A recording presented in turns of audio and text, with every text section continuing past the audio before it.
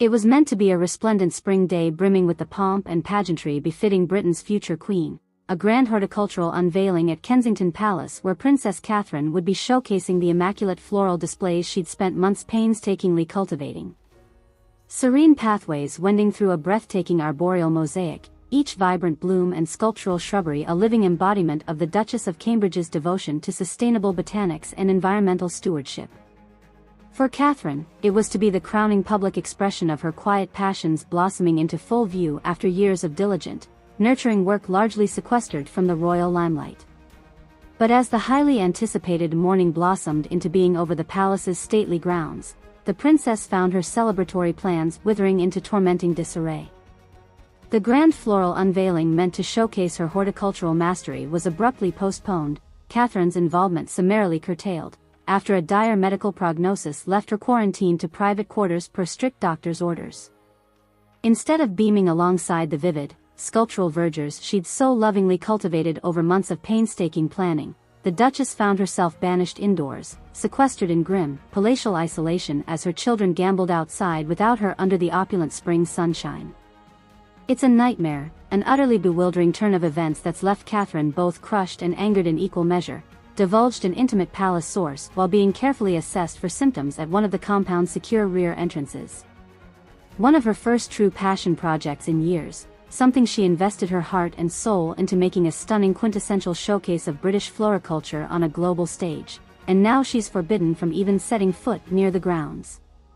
The harrowing turn of events, as related through the understandably vague intimations of those permitted audience with the imperiled princess, stemmed from a cascading series of dire medical advisories stemming from a recent doctor's examination. What had commenced as a mere routine wellness checkup escalated into a regimen of emergency tests and rigorous assessments, catalyzed by abnormalities detected in Catherine's blood work. Though the details remained strictly quarantined, palace insiders alleged that a rare, communicable and potentially life-threatening contagion was strongly suspected, unleashing a torrent of containment protocols and orders barring any external contact with the general public until the malady could be conclusively ruled out. The particulars remained tightly guarded, but we're being informed that the Duchess may have been exposed to something exceptionally uncommon and hazardous, the source continued with palpable tones of trepidation. The few clues I could intuit suggest it stems from her charitable visits to various clinics and environmental preserves in the lead-up to the garden opening. Regardless of the specific pathogen or vector, the medical corps has been ruthlessly aggressive in instituting containment, to the point of outright banning Catherine from any involvement in the floral debut despite the princess making immense personal investments into its success. Behind the palace's foreboding walls, the atmosphere rapidly devolved into frenzied damage control, with contingencies being enacted to preserve the structural integrity of the grand horticultural unveiling itself despite its human centerpiece being so peremptorily extracted. Already, a narrative was taking shape attempting to rebrand the newly princess-less proceedings as sustainable floral appreciations, operating under revised indoor programming to maintain a veneer of regal smoothness in the face of such jarring upheaval. But according to those posting vigils nearest Catherine's exiled sanctuary, the facade of tranquility could not be more estranged from the actual climate. She's exhibiting all the signs of bereavement, to be completely candid. We're talking full-fledged bouts of lamentation and hot, salty tears over the injustice of this all, the source solemnly remarked. Catherine has devoted the bulk of her emotional and intellectual energy for better than a year in painstaking preparation for this event, only to find herself peremptorily locked away, prohibited even from drinking in the aromas and colors of the living exhibit she worked so diligently to cultivate. Indeed, as the grand outdoor unveiling ceremonies commenced under the glaring spring sunshine, the only glimpses of the Duchess permitted were muted, blurred vignettes of anguish playing out through the latticed windows of the residential quarter being so forcefully sequestering her against her will. Through refracting panes of reinforced compound glass, a wraith-like figure could be discerned pacing in penitent loops, at times halting to fix a doleful, yearning gaze upon freedom's unfolding just beyond her reach before retreating into fraught, emotionally turbulent solitude.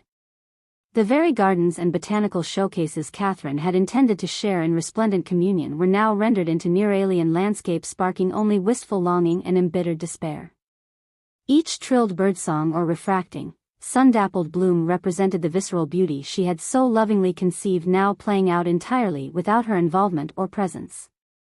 Before her very eyes, everything she had worked towards with singular devotion and purpose was being systematically wrested away, each successive development inflicting yet another jagged amputation upon her fragile psyche. The grandest tragedy is that she's effectively a captive spectator marooned across an imperceptible chasm from the triumph she poured her soul into manifesting, the source continued, each incremental revelation seeming to traffic in mounting layers of cruelty encircling the Duchess in her horticultural purgatory. From her vantage, it must feel a violation of almost cosmic proportions to bear witness to people touring, remarking on and experiencing the bounties of her envisioned masterwork while being coldly denied the most fleeting sojourn among their splendors. In her mind, those grounds and greenhouse pavilions were intended as labors of spiritual renewal not just for the visitors, but for Catherine herself. Now they're receding into zones of exclusion and persecution, a bitter reminder of how quickly our greatest passions and cherished sanctuaries can alchemize into personal gulags. As the circumscribed premier events proceeded through their staged cadences and Herculean efforts unfolded to preserve every facade, the princess remained shunted into forlorn, claustrophobic exile, each breath seeming to draw only metaphorical vapor ever thicker with distress. For how could one breathe freely while being forcibly denied the rarefied fragrances and oxygenating caresses of the very blooms they had so lovingly midwifed into existence? Each oscillation of the day had seemed pregnant with renewed glimmers of hope that the quarantine would relent, only to crash into successive desertions born of grim medical dispositions. Rapidly, Catherine's well of optimism dehydrated into a hollow ravine of abandonment, its arid walls insulating her from the lush fecundities of nature and connection to the verdant growths she had labored to manifest around her. By the time the day's appointed observances dispersed into the deepening gloam of evening, those few cleared to attend the princess bore witness to a shattered apparition still haunting the perimeters of her royal yet forsaken domain. Through rain-speckled apertures now glistening against the gloaming's muted illuminations, she could be discerned at times raptly attentive, at others recoiled in anguished remorse, at yet other phantasmic instances wandering amidst the detritus of botanical splendor and solitary dreams temporarily foliated then cruelly scattered into ruin. Such was the toll inflicted upon the Duchess by this calamitous turn, once a vision of assured poise and focused passion, now a disconsolate cipher exiled behind unseen epidemiological frontiers, a wraith pacing the claustrophobic purgatory of her own hermetic banishment. As the day bled from benediction into despair, those posted in respectful witness could attest to intermittent gusts of visceral lamentations emanating from the princess' inviolable sanctuary, raw keening cries of repudiation and shattering isolation despite being visually obscured from corporeal revelation. Yet perhaps most disquieting of all was the lone, heart-rending image that came etching itself into observers' memories as the night drew to its mournful close. For amidst the fitful, anguished wanderings that would indelibly epitomize Catherine's Calvary on this day, a single mesmeric tableau imprinted itself with harrowing permanence. A discarded porcelain planter appended at